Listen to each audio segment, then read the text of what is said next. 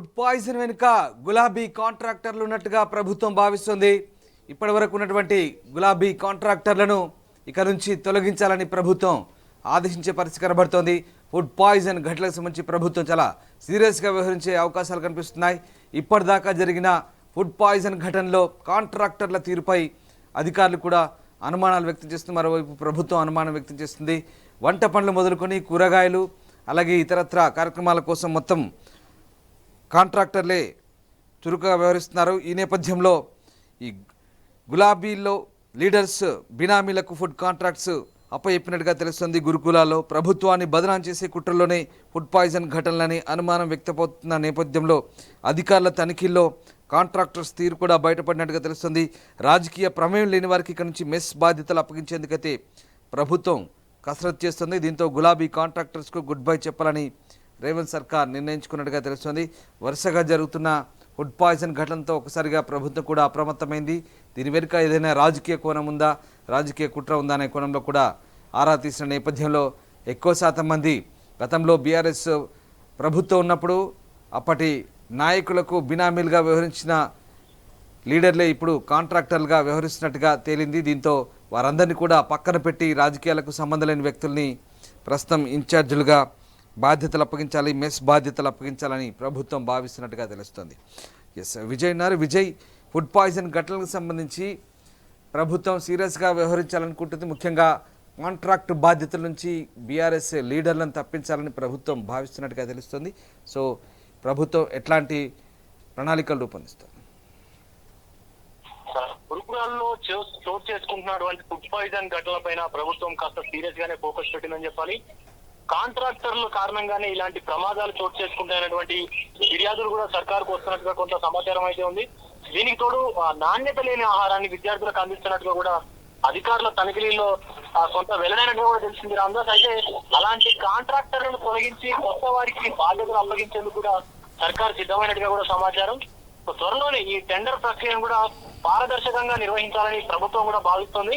So ఇలాంటి రాజకీయ అంటే వాళ్ళకి కాంట్రాక్టర్ వల్ల రావాల్సినటువంటి వాళ్ళు ఎవరైతే కాంట్రాక్టర్ వేయాలనుకుంటున్నారో వాళ్ళకి ఎలాంటి రాజకీయ ప్రమేయం కూడా లేని వారికి కూడా ఈ యొక్క మెస్ బాధ్యతలను కూడా అప్పగించేందుకు రెడీ అవుతుందని చెప్పాలి. రాష్ట్ర వ్యాప్తంగా ఉన్నటువంటి ఎస్సీ, ఎస్టీ, బీసీ, మైనారిటీ గురుకులాల్లో మెస్ కాంట్రాక్ట్ పనులను గత ప్రభుత్వం మెజారిటీగా బీఆర్ఎస్ లీడర్లు అలాగే వాళ్ళ బినామీలకే అప్పగించాలని కూడా కొంత విమర్శలు అయితే ఉన్నాయి. సో వంట పనులు చేసేవారు అలాగే రేషన్ కూరగాయలు సరఫరా చేసేవాళ్ళు ఇలా ప్రతి వాటిలో కూడా గులాబీ అనుచరులే ఉన్నట్టుగా కూడా కొన్ని ఆరోపణలు అయితే వెల్లువెత్తుతున్నాయి. సో బీఆర్ఎస్ అధికారంలో ఉన్నప్పుడు మౌనంగా ఉన్నటువంటి సదరు కాంట్రాక్టర్లు ప్రస్తుత ప్రభుత్వాన్ని బదనాం చేసేందుకే ఇక ప్రయత్నిస్తున్నట్టుగా కూడా కొంత టాక్ అయితే వినిపిస్తోంది. అందులో భాగంగానే విద్యార్థులకు సరైనటువంటి ఆహారం అందించడం లేదని, ఫలితంగా పిల్లలు తరచుగా అనారోగ్యానికి గురవుతున్నట్లు కూడా కొన్ని ఫిర్యాదులు అయితే వస్తున్నాయి.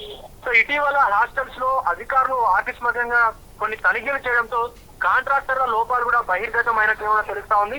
సో వంట సరిగా చేయకపోవడం అలాగే నాసి రకపు సరుకులను వాడడం, పుచ్చున్నటువంటి కూరగాయలు సరఫరా చేయడం, సో ఇలాంటి అన్ని కూడా చేస్తున్నట్లు కొంత ఆధారాలు అయితే లభ్యమయ్యాయని చెప్పి కూడా అధికారులకు టాక్ అయితే వినిపిస్తా ఉంది.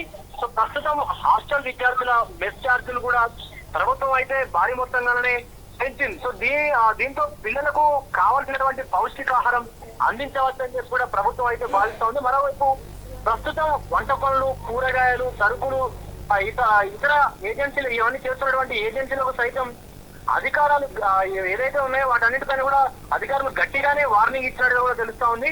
సో అకాడమిక్ ఇయర్ ముగిసే లోపు మెస్ పై ఏ చిన్న ఫిర్యాదు వచ్చినా సరే సదరు ఏజెన్సీని బ్లాక్ లిస్ట్ లో పెడతామని చెప్పి కూడా ఇప్పటికే అధికారులు అయితే ఆ ఏజెన్సీలను కొంచెం గట్టిగానే హెచ్చరించినట్టుగా కూడా తెలుస్తా ఉంది.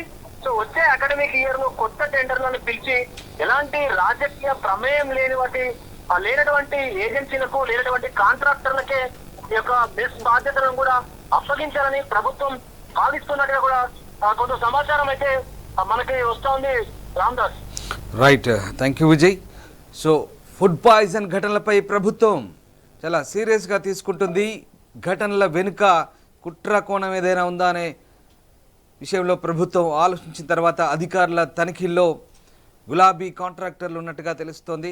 సో ఈ నేపథ్యంలో వారిని మార్చి రాజకీయాలతో ప్రమేయం లేని వారిని మెస్ ఇన్ఛార్జీలుగా బాధ్యతలు అప్పగించే అవకాశాలు ఉన్నాయి. మొత్తం మీద గత ప్రభుత్వ హయాంలో లీడర్లకు అనుకూలంగా వ్యవహరించిన వారికి అప్పటి వారి బినామీలకి కాంట్రాక్టు దక్కినట్టుగా తెలుస్తుంది. సో ఇప్పుడు వరుసగా జరుగుతున్నటువంటి ఫుడ్ పాయిజన్ ఘటనల కోణంలో వారి ప్రమేయం ఏమైనా ఉందా అనే సందేహం ప్రభుత్వం వ్యక్తం చేస్తుంది. ఈ నేపథ్యంలోనే పాత వారిని తొలగించి ఇప్పుడు కొత్త వారిని నియమించేందుకు సన్నాహాలు చేస్తోంది. అసలైన తొలి వెలుగు. ఫాలో వాట్సాప్ @తొలి వెలుగు official.